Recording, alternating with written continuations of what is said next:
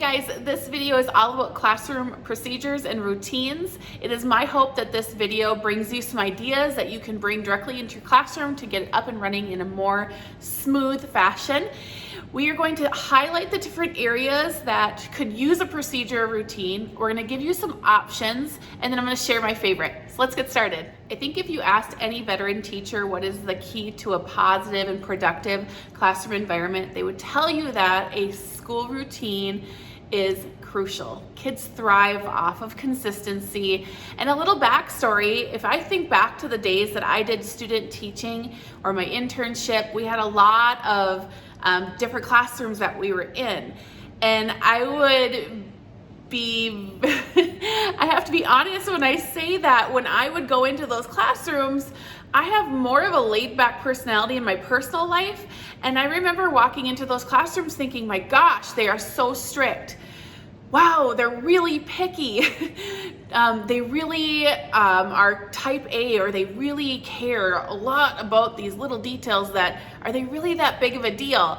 And I remember thinking, not in my classroom, I'm not gonna do that. And in my classroom, I'm not gonna be as specific, and I'm gonna let my kids have a little bit more say in things. And although I will say that that still is an important piece of the classroom, I was shocked when day one, day two, day three, week one, week two came in my first year of teaching, and I was gonna take that approach and be not as strict with some of my routines, and it backfired in a big way. And it really is a lesson to newer teachers that may be watching this video saying, I don't really need to figure all that out right away. You should, you really should. And here's why. Classroom routines are so important to have. And the more you think about it ahead of time, the better. The more you think about all the different areas like sharpening pencils, lunch count, bathroom breaks, etc., the more you think about what is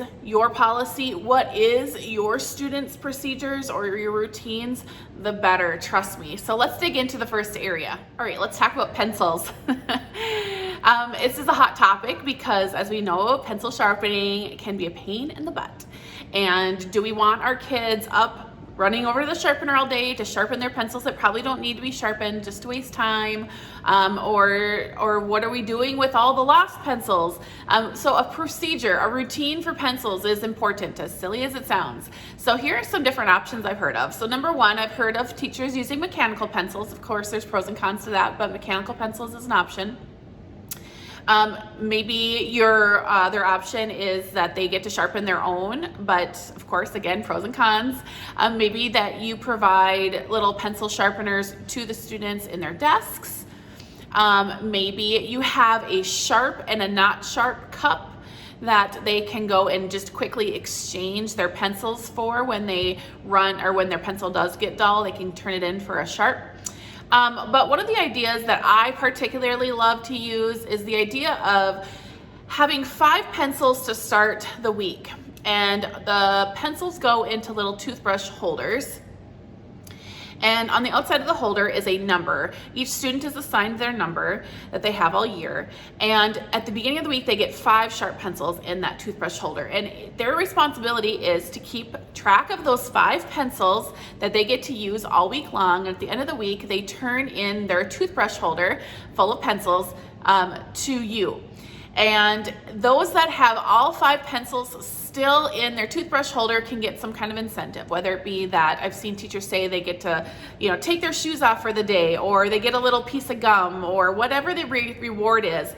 That will help cut down on all the lost pencils. It also is that spot where it gets turned in. You sharpen them all that one time, whether it be Friday afternoon or early Monday morning, or maybe you even have a little helper that comes in. I know in my classroom I'd always have little girls that would want to come in and help me, and so that could be a task for them. But that seems to be a really good option. That is my favorite. Lining up is another routine that we're going to talk about today. So things to think about when it comes to lining up, because you're doing it all day. You're doing it to and from places all day long. So first thing to think about is, do you want 1 or 2 lines? Another thing to think about is, do you always line up in a certain place every single time inside of your classroom? I like to put a piece of tape down so it shows them where that first person should be so they're not crowding the door. The other thing to think about is when you're calling kids to join the line, are you having them join just by random, like calling table numbers? Are you having them line up in ABC order? Are you having them line up in like number order where they are assigned a number all year and they just automatically line up like that? So think about it. It is a routine that should be established going into the school year because it will save on a lot of your headaches. Bathroom breaks. Bathroom breaks are another area. Are these a thing that you're going to do as a class? Are these bathroom breaks are going to be a thing that you just allow kids to come and go as they need to?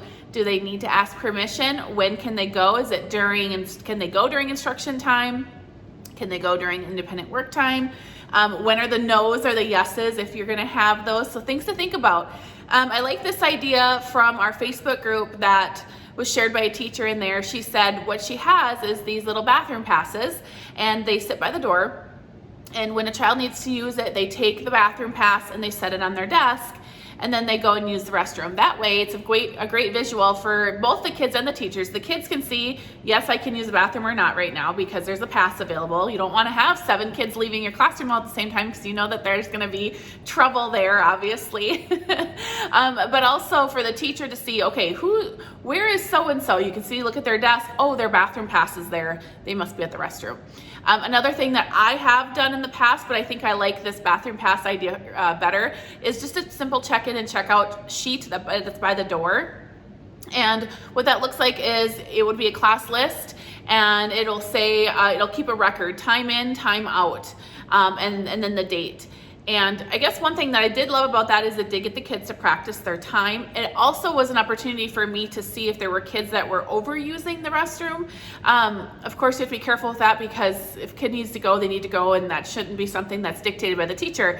But if they're going 27 times a day, then clearly you have a problem and you have record of that. So those are some options for the bathroom breaks. Another routine are scraps and cleanup.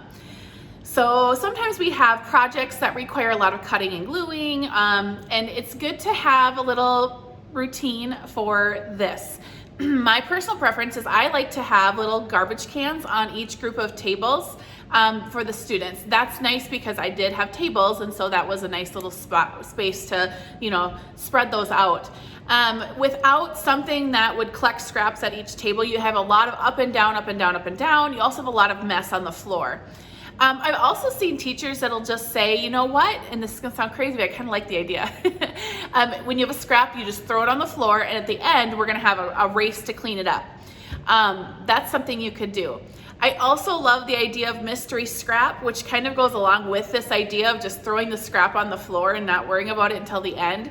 When they throw the scrap on the floor and then it's time to clean up, you can say, we're gonna play mystery scrap. The idea of that is that you're going to pick a mystery scrap, identify a mystery scrap in the classroom, and when you say go, kids are going to start cleaning up. And at the end, you are going to tell who was the mystery scrap picker-upper, a winner, and then they get a little prize or something. And it's amazing how quickly that makes your cleanup time. Kids are really motivated by the mystery. The end of the day can be a stressful time for teachers, so a routine for how you pack up and get ready for dismissal is a good one to have. So in my classroom, what I would always do is at the end of the day, I would always provide enough time to allow for this routine to happen, because you don't want all your kids to get on the bus and you look around your classroom and it is a disaster, and then you as the teacher find yourself cleaning things up. That should not be how it is. Honestly, you should be able to send your kids off to the bus and look around your classroom at the end of the day and say, wow, this classroom looks great. But in order to achieve that, you need to have a routine and procedure in place. So what I would always do is I would always allow 15 minutes, sometimes even 20, just maybe to start the year, for pack up, wrap up, pack up, and then dismissal. So what this would look like was on the board, I would write the following things. I would write scraps, B binder, which is essentially their take-home folder or their take-home binder, mailbox, backpack, chair up, and then read. Now, What I would do with that is the kids would just know they need to check and go in that order. First, they're gonna check for scraps. Is their floor space cleaned up? Check. Then they go to the next thing. Did they grab their bee binder? Check. Then they go to their mailbox and they empty their papers. Check. Then they go to get their backpack and their coat and their boots, whatever they need. And then they come put their chair up. We always said, or put your backpacks up on top of your chair. And then what I would do is I would go to have them come to the rug and I'd be reading a book.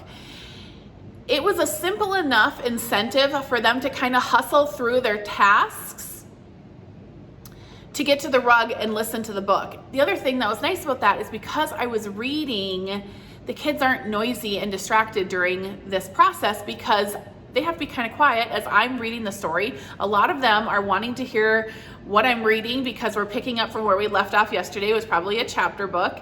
And it just really, really works. So having a routine, it doesn't have to look like that, but having one that's consistent is key. Transitions, do you have a plan for them? I loved singing in the classroom. That's a surprise to my husband now because I will not sing in front of him at all. But in the classroom, I was singing all the time. And I found that transitions worked well for just me singing anything because they were quiet and it just kept them moving along and it worked well for us. Another idea is to set a little timer. I like the little red visual timers that, time runs out. You can also look them up for free on YouTube and find them for any amount of time, 1 minute, 2 minute timers.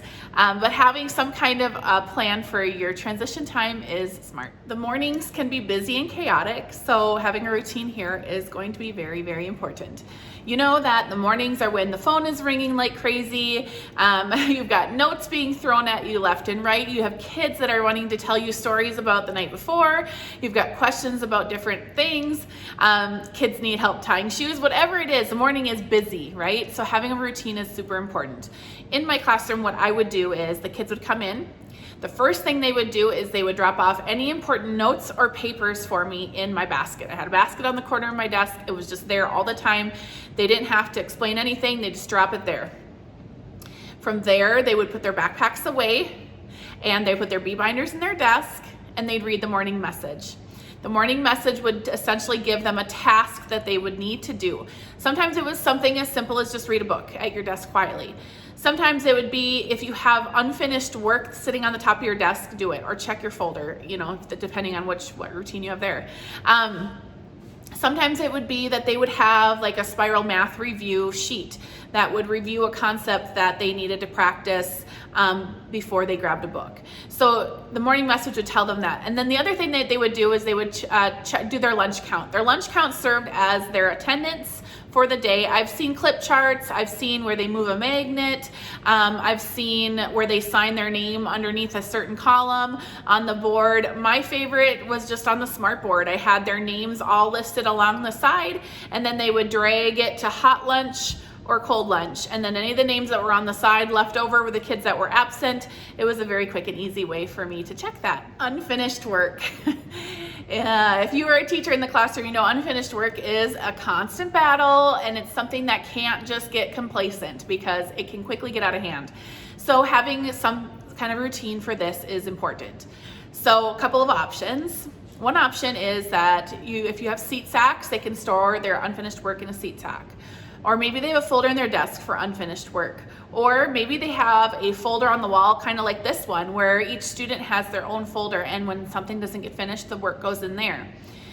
My personal favorite, I have done the folders, but I also have loved a simple basket organizing system for each table. Like I've said before in the past, I used to have table baskets, and what I loved about my table baskets is it had a tray on the bottom for papers. They fit papers perfectly.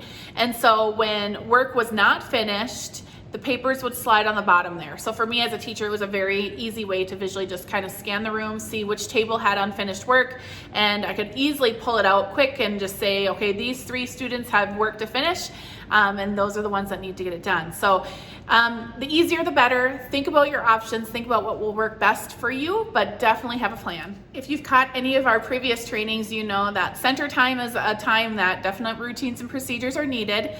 So one of the things to think about is, do you have a routine for the way that your students are going to rotate to the different groups? I like to use this chart you see here, where we just move the activity card down each day to indicate the new center that they'll be at the next day when we do centers. Another thing to think about when it comes to centers is, what should kids do when they have questions? Because you don't want them coming up to you at the teacher table while you're working with students in intervention time asking you questions. So what kind of procedure do you have in place? I've explained in past trainings that my center groups are differentiated. If you haven't checked out any of those videos, you can search our website for those.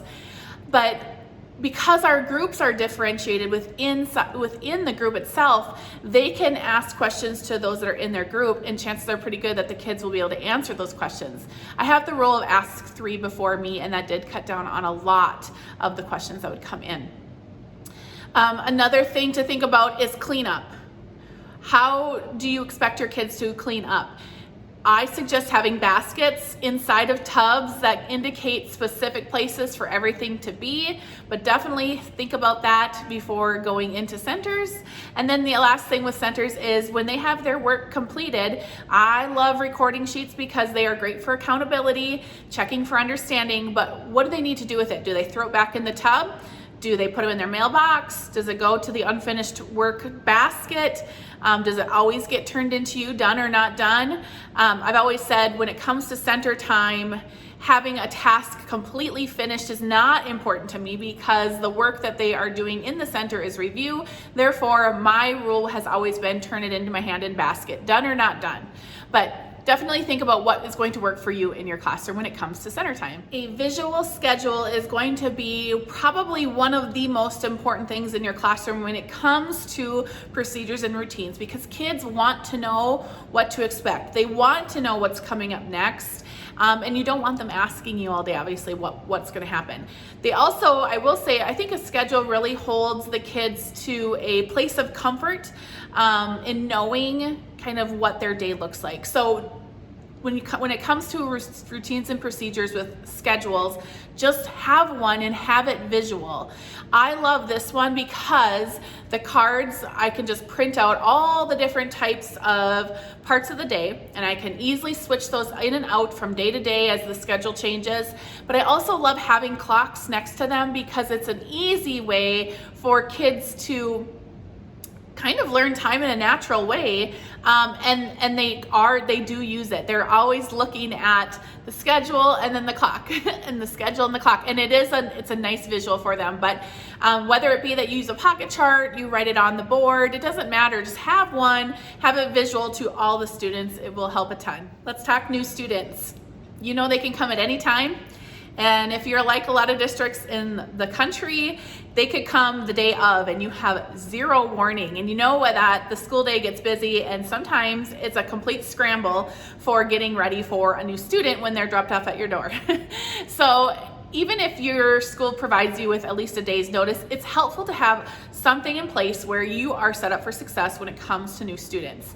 My suggestion is this: have a drawer or a file or a binder somewhere that you are collecting things for new students. So at the very beginning of the year, when this is a great time, beginning of the year, when you are looking at your forms, your class lists, your newsletter, your discipline policy, your homework policy, your classroom information, your contact information, all of it.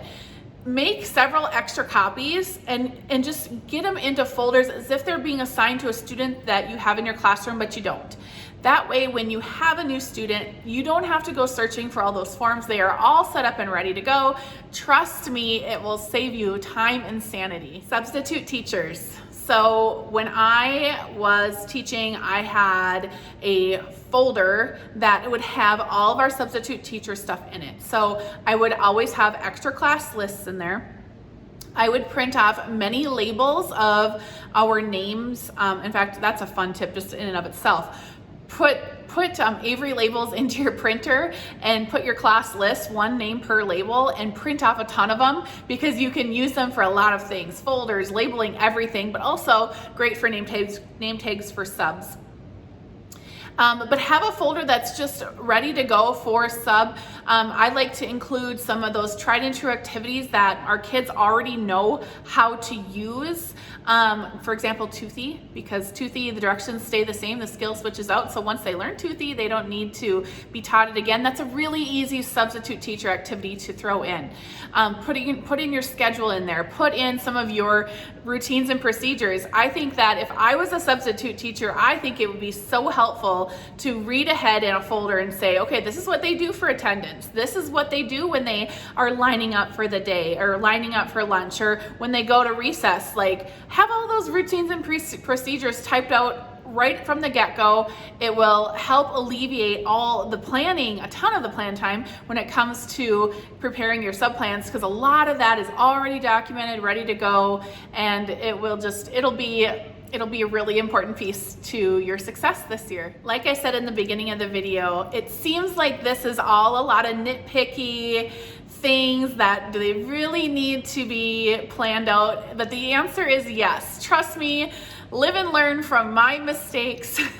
Have a plan for all these things and take it a step further and document those plans, because like I said, they're great for subs. But I hope that this video was helpful. I hope it made you think about some areas in your classroom where you think to yourself, I really should have a routine in place for that. I hope it gave you some great ideas, and I hope that you check out luckylittlelearners.com for more teaching ideas, where we're always sharing tons and tons of things. But thank you for watching, and happy teaching.